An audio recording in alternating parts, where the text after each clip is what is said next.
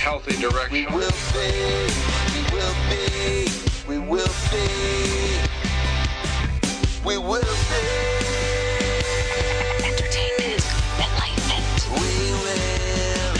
This is the Glenn Beck Program.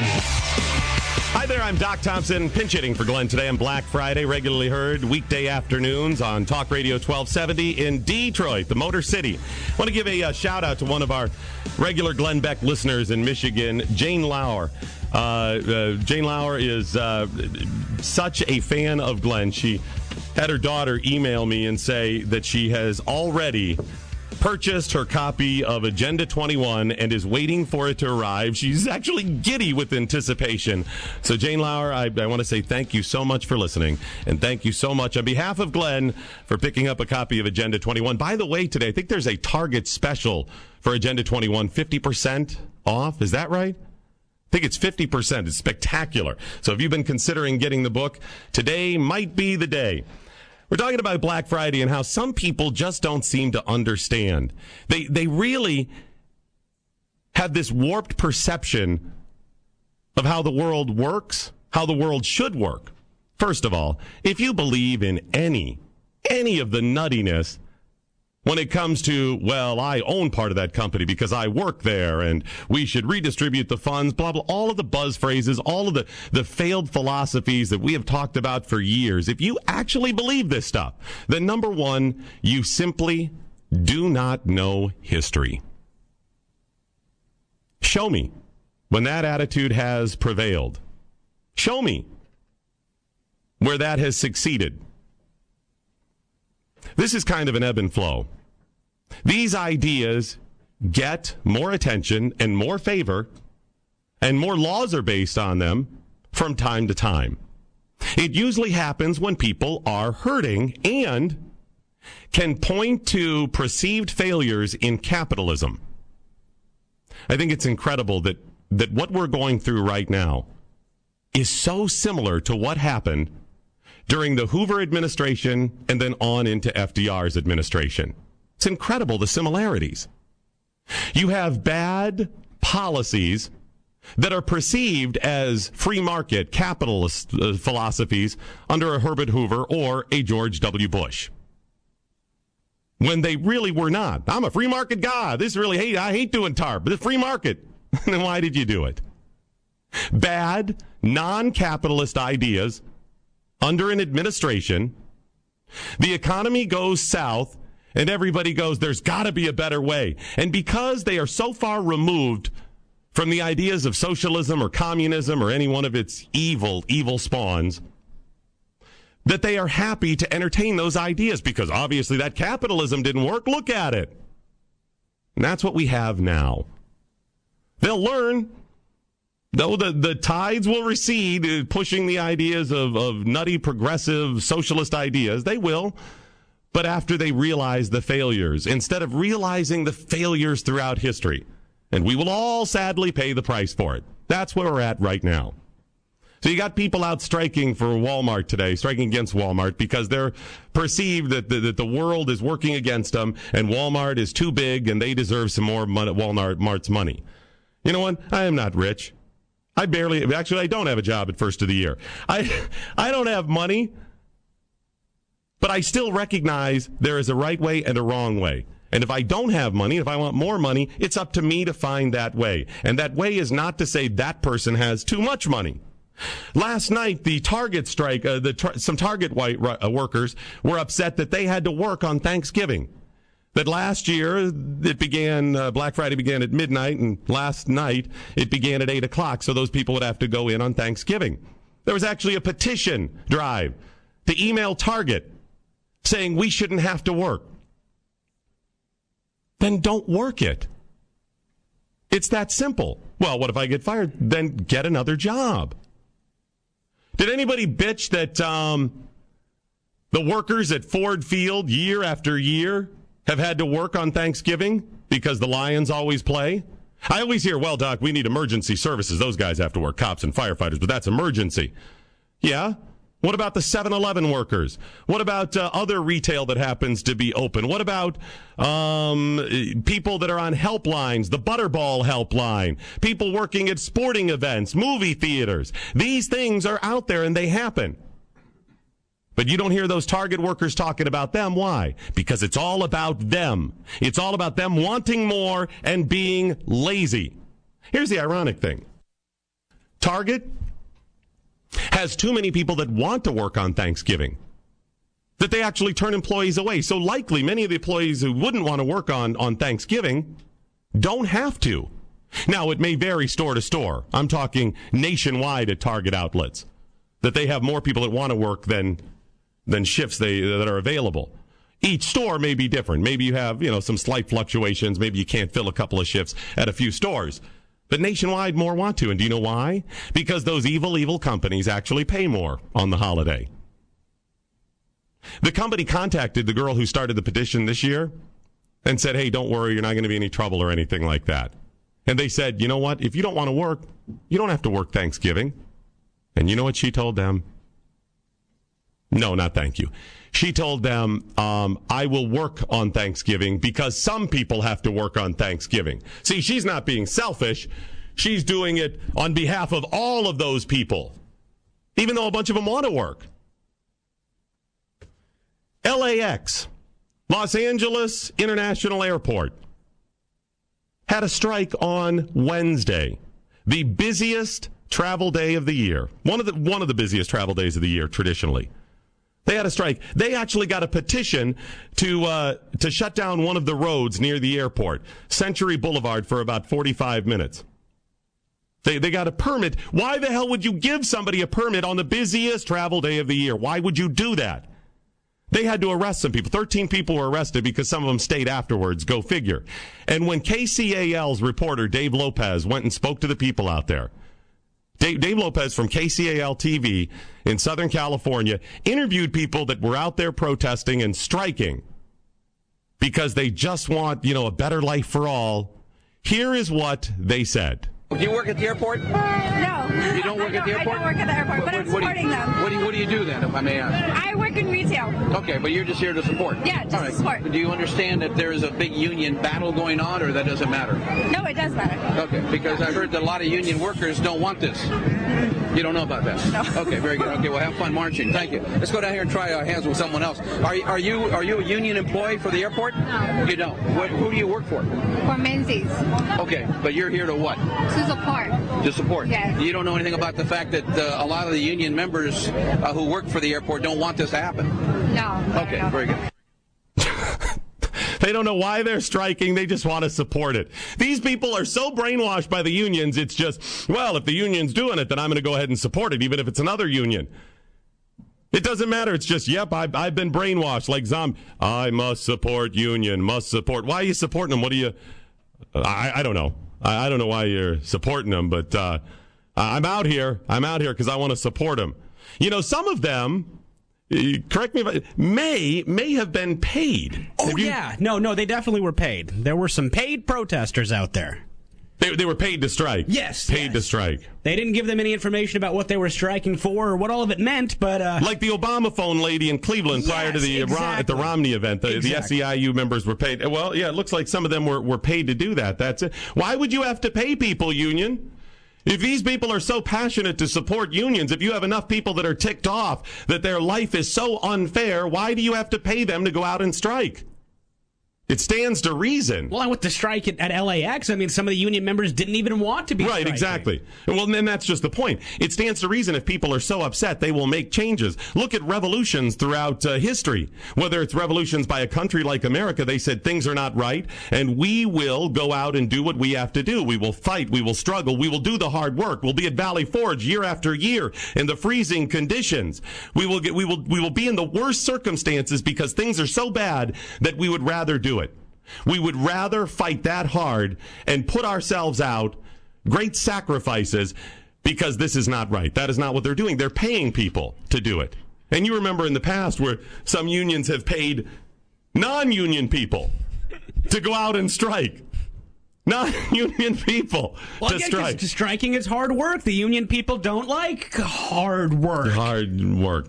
888-727-BECK. It's Doc Thompson. We're going to go back to the phones and get some calls now. I appreciate you holding. It's Carrie in Tampa, Florida. How are you? Hello, Carrie. Are you there?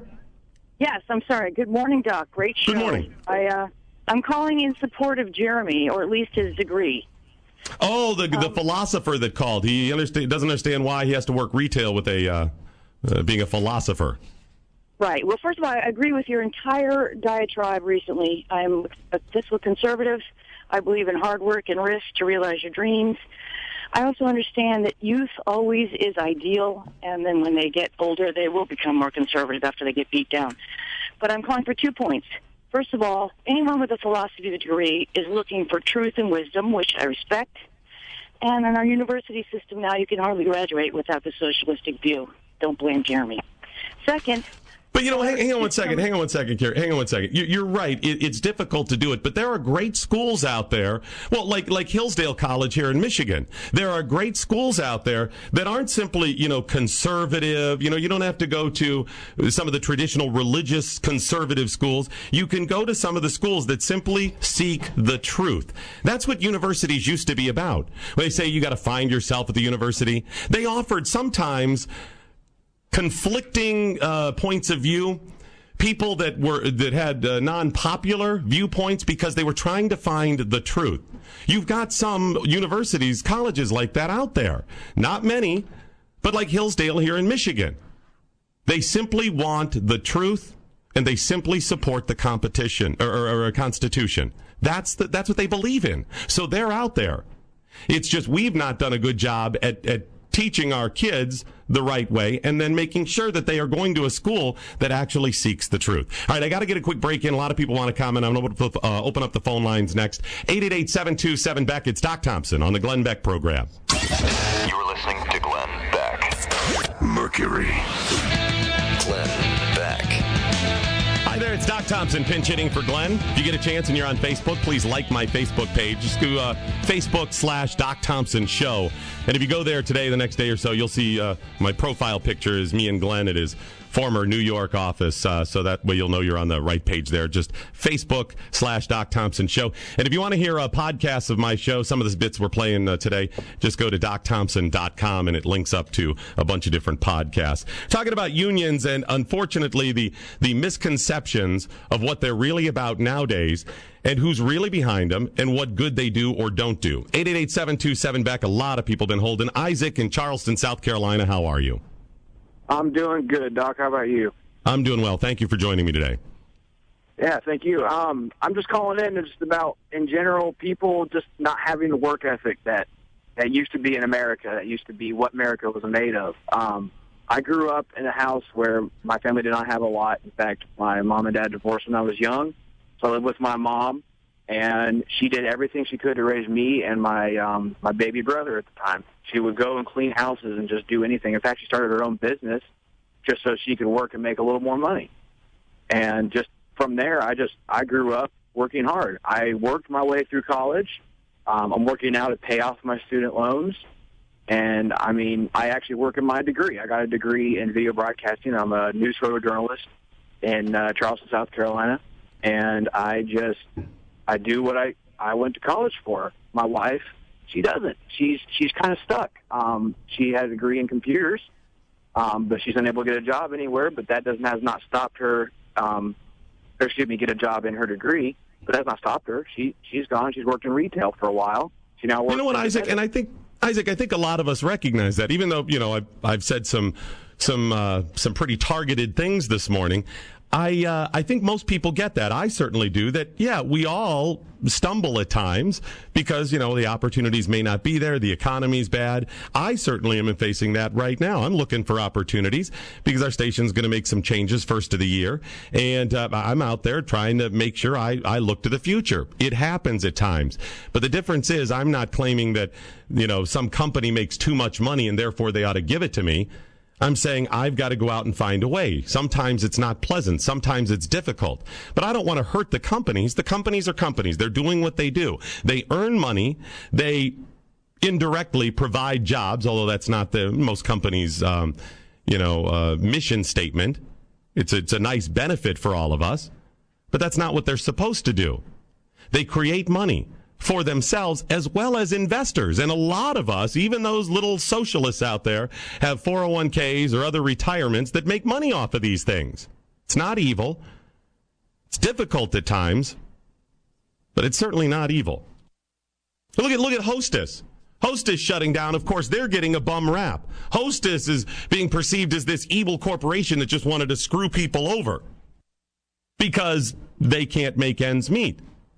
I got to tell you, in the coming months, if we hear more and more of this stuff, I am very worried about a TARP. A 2013 TARP. Wait, TARP? You're worried about TARP? Yes. Can you imagine a bailout, a 2013 TARP? Another TARP coming. A TARP coming? Yes, a Twinkie Asset Relief Program. Come on. I can only imagine that. Why wouldn't we bail them out? The Twinkie Asset Relief Program. Aren't they too big to fail, just like General Motors and Chrysler? I know Americans are too big for Twinkie to fail. And what will become of Twinkie the Kid? You make a great point. I'd actually rather see Hostess bailed out than the big banks and the car companies. Well, what's wrong with Little Debbie just picking up the slack and running with it? Yeah, you know what? You have a cloud cake. That's right. There are other ones out there. Well, and Hostess has sold off some of the rights, like Canada. The Twinkie will go on because there's another company that produces it, and likely somebody will buy them. But why wouldn't we bail them out? If you bail out the banks, if you bailed out General Motors and you supported that nonsense, how come Twinkie isn't getting one? No, I don't want to see them bailed out. Of course I don't. Just making the point. Companies are not too big to fail. They should fail. That opens up for new companies to come in. Imagine what culinary delights await us now that Twinkie will go under. That's a great point. If they're not up there taking such a big part of the market share, think about the other delicious creations we may be able to enjoy. I'm going to go ahead and say it. Twinkies suck. I'm not a fan of Twinkies. I don't like the Twinkies. Horrible. I'm going to say Twinkies are not good. King Dongs, Ho-Hos, those things are okay. I do like the little donuts, though. Those are nice. Those are fine. But Twinkie, fine. They suck. It probably should have gone away. You know what? If it was so good, more people would have been purchasing Twinkies. But imagine the culinary delights that may await us. People saying, what can we come up with that people will actually want to buy? Now you got my mind racing. That's all I'm going to be able to think about today. Now, that's one part of it. That's one reason that Hostess ended up having trouble. The other is the big union dues and the expenses they had to pay. Right? They were contributing $100 million a year to the retirements for those union members. That's pretty steep. That's a pretty tough nut to crack there. Hey, it should fail. That's what should happen. But there's more to it than that. If you are somebody that's working at Hostess or some other company and you're saying you don't have enough money, and I recognize that can be very, very difficult. There are people that are barely making ends meet, some that aren't, and they are working. But you've got to remember, it's not because some rich guy has bags and bags of money and he's diving into the piles like Scrooge McDuck. It's not happening like that. Part of the reason you don't have money isn't because the company is taking it from you or earning too much. It's because you pay union dues to create another level of bureaucracy. Inflation right now. You've continued to support anti-capitalist ideas, mainly from the Democrat Party, supporting things like quantitative easing and just printing more money, which causes inflation. You have less money because of that. And you have less money because of the outrageous taxes that we are paying for other people who simply want to sit on their ass and eat the Twinkies. For these reasons, you also have much less money. Glenn Beck. Mercury.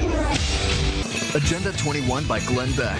Today and tomorrow only, it's 50% off at Target.com and most Target locations. Get details on the book at glennbeck.com/agenda21.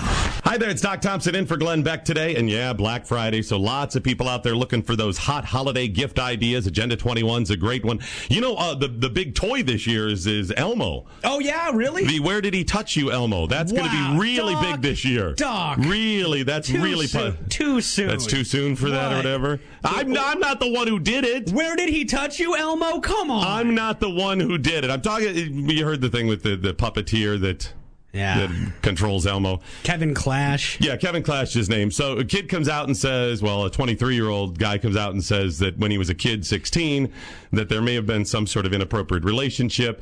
And, of course, Sesame Street goes into control mode, says nothing happened. We're, looking into it, all of this stuff, trying to protect themselves. Then the kid recants. He recants. And then he recants his recant. Yes. So the recant has been recanted. So yes, so we're back on. Allegations are back on. Yeah, so you had the allegation that was recanted, and everyone said, see, it wasn't true. He recanted. Elmo has been redeemed. And then, oops, no, he recanted his recant. So as far as I know, we're back on that these allegations are out there. And now another accuser has come out, said that when he was 15, potentially this stuff happened. So now you got two. Then you have some other people maybe waiting to come out with something as well. This is what's going on. Now, the reason I bring this up talking about unions and the support and people's attitude is that our industry has government-supported competition. Yeah. Government-supported competition called public broadcasting. That, forget for a moment that it's crazy, whacked-out liberal. I mean, that by itself should say the fact that it's biased, it should not exist for, with our tax dollars. But think about it from our perspective. Although public broadcasting is horrible, although it's awful, it still is some sort of competition. It still has some people listening to it, sadly. Crazy people, but they are out there. And they are using my tax dollars to support my competition. How is that right? Can you imagine them doing that in your business? How about the people at Walmart? Imagine you had fewer jobs because the government has decided to start these huge companies that sell cheap stuff imported from China. Imagine if they did that. And now the allegations of sexual impropriety from an employee there should really tick you off. Your tax dollars went to this. You know what Walmart said, or what Sesame Street had to say about this? After these allegations were back on and other people came out, now you have an official press release because Kevin Clash is no longer with them, and this is how sensitive Sesame Street is to the concerns of children. They said this is a distraction that none of us want. And Clash, they say, has concluded that he can no longer be effective at his job. They said it's a sad day for Sesame Street. I didn't see sad day for the kids. No. Sad day for any of that. It might be out there, but sad day for Sesame Street. They also said that it's their mission to harness the educational power of media to help all children the world over reach their highest potential. Kevin Clash has helped us achieve that mission for 28 years, and none of us, especially Clash, want anything to divert our attention from our focus on serving as a leading educational organization. Translation: we don't give a flying fig about anything other than protecting our own cushy government-supported jobs. This is a horrible story, but I can only imagine what it's going to be like when the Bob Costas interview happens, when Bob Costas eventually interviews Elmo. So, tell me, Elmo, are you sexually attracted to young boys, underage boys?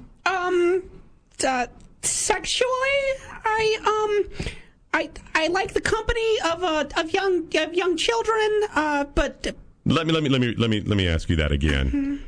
Elmo, are you sexually attracted to young boys, underage boys? Again, sexually attracted. I mean, I've always enjoyed the company of young children and helping to teach them. This is gonna be a good interview. I can't wait for it to happen. That's gonna be, Bob Costas right now is going, all right, how do we get him on? By the way, Penn State has taken down, I'm not kidding, they've taken down some pictures of them. There's a Penn State there connection. Is. Oh, come on. There were pictures, if this is not a hoax, and I don't think it is, of at some point Elmo was at Penn State or a Penn State gathering, and they presented him with a Penn State jersey. Wow. So they, of course, are going into, we got to get rid of that. Get rid of it. Nothing to see here. Move on. I also hear Elmo took an extensive tour of the showering facilities. Now, you called me out for my little joke there. That's really offensive. I'm sorry. Yeah, he turned on all the showers. He was sliding around. Yeah, that's what I hear about it, yeah. By the way, before we get some more calls, 888-727-BECK, I got to tell you about one other gift idea this holiday season you might want to avoid. You might want to avoid Hasbro's Guess Who game. Do you remember that game for years? You have you play against somebody and you have one of those little things you open up almost like the battleship.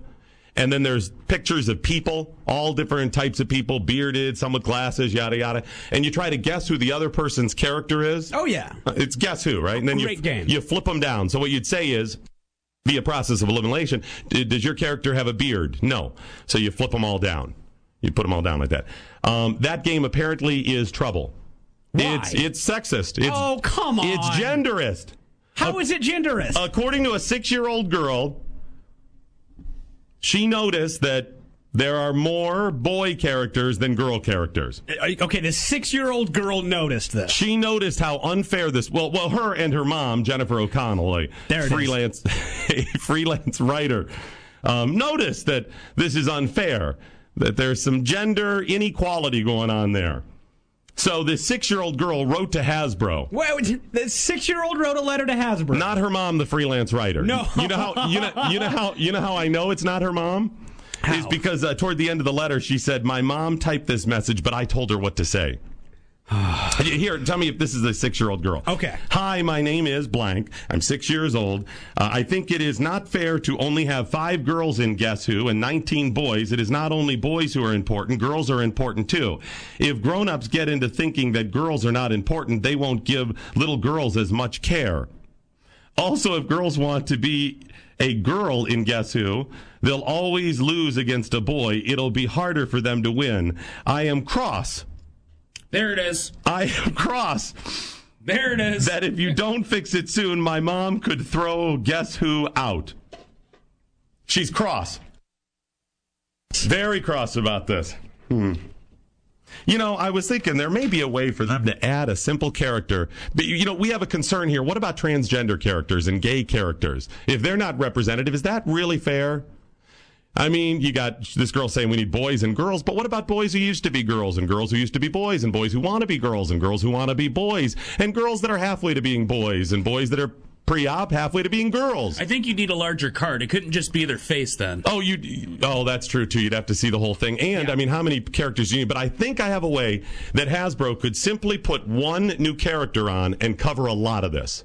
How's that? Seems to be, well, I think if they simply put on a representation of that dude on MSNBC. What's that guy's name? Rachel Maddow. Yeah, Rachel Maddow. If they simply put that dude's picture on, it'll cover a lot of this stuff. That's a great point. I hadn't even thought about that. You're killing 2 birds with 1 stone there. All right, we're going to get some TSA holiday travel tips coming up, but I want to get back some phone calls. 888-727-BECK. A lot of people been holding. Let's go to Be Right. Be Right? Yeah, Yeah, thanks for taking my call. Before I get to the labor union stuff, how about Elmo's conjugal visits to Sandusky? That, you know what, Be Right, that is really troubling and offensive. Not that I didn't enjoy it. It was really troubling and offensive. We'll just move on. But I'm glad you're bringing up this thing with Walmart and then you have Hostess, which I'm very happy to see. Ownership finally saying to these thugs with the progressive mentality, these frauds, fakes, and phonies, finally standing up to them and saying, you know what, we don't need this anymore. We're gonna shut it down. We're gonna go off to the Caribbean. We're gonna retire, and you can do what you want to do. You don't have a company to go to anymore. You're not gonna tell us what to do. I'm sick of it, and please tell me that Walmart's going to be all right, because the moment that these unions, the thugs, try to take over this industry of Walmart, I think that the public should get out there, the customers like myself, and get out there and demonstrate and protest. We are standing up for Walmart, and we're not going to let the progressives, the union thugs, the government movement take over this industry, this business, this privately built business. Yes, they did build it without the government. You know what, Be Right, what you're talking about. I'm a school teacher. You brought up a great point, though. That's what it is. It's not unions. It's not creating a union. You're creating more government. because they end up controlling huge portions of the government. That's what they want. They want that big government. That's what it's about for them. I really appreciate the call, Be Right. What you should probably do if you really want to support Walmart is go out and shop at Walmart. You're in Atlanta, go out and shop there. Like I said, I always end up doing this. I go to these businesses that come under attack from these nutcases. Not that I want to shop today, but I will. I'll go out there and buy something, even if it's only a couple of dollars to show my support. I'm not going to stand out there with those nuts and protest and get into an argument. I'll vote with my cashola. That's ultimately what they're trying to do, is screw Walmart. So the best way to do it, whether it's Walmart or Target or any of these stores, go out and buy something. $2 item, go out and buy it. Although, Doc, you voting with your cash isn't really voting with a lot of, yeah, that's true. It's not a whole lot. I'll vote with my massive amounts of... With both dollars. With both dollars, I'll end up voting today. I'm going to get more calls coming up, 888-727-BECK. There's another huge union out there that's been created by government. Normally, the unions end up influencing government. They build up and they influence it. But what about TSA? TSA was created by the government. And those people today are getting higher wages. They get a bigger benefit with their uniforms being paid, their uniform allowance, than we pay members of the military. That's what you and I are paying for them to form, even though they're not needed, and then to create a union, which we end up paying for partially indirectly because they're government workers, and their tax dollars go to support their union and the people that run their union. And this is particularly important today because it's the travel season. Holidays, big travel season. I'm going to show you the failures of the TSA and the failures of their union via their holiday travel tips.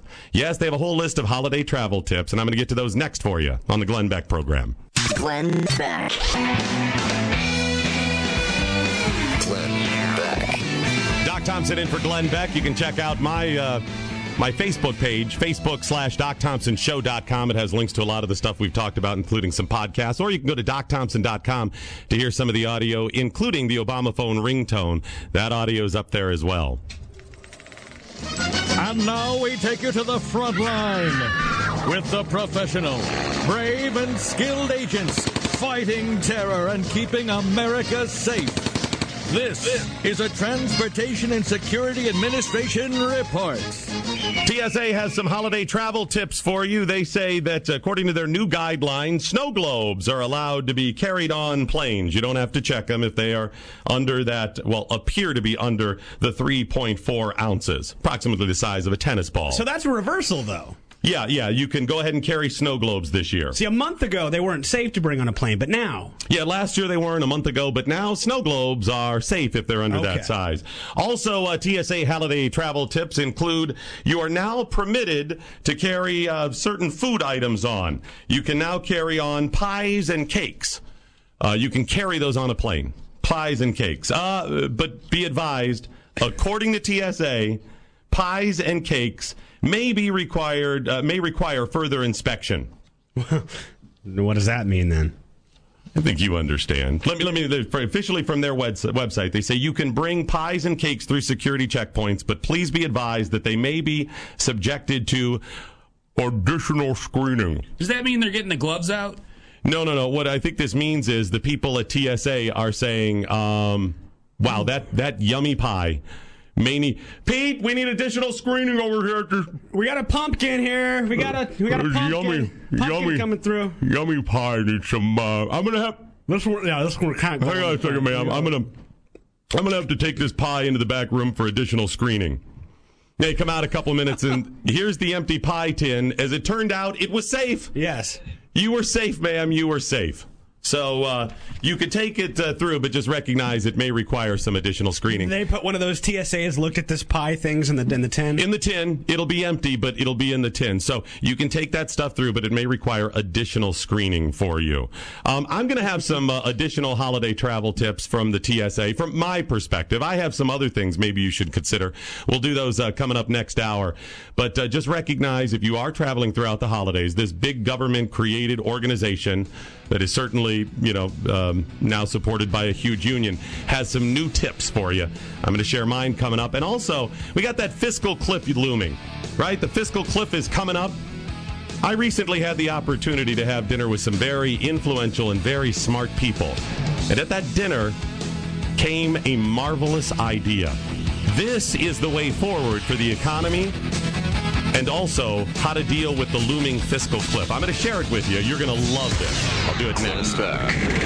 Mercury.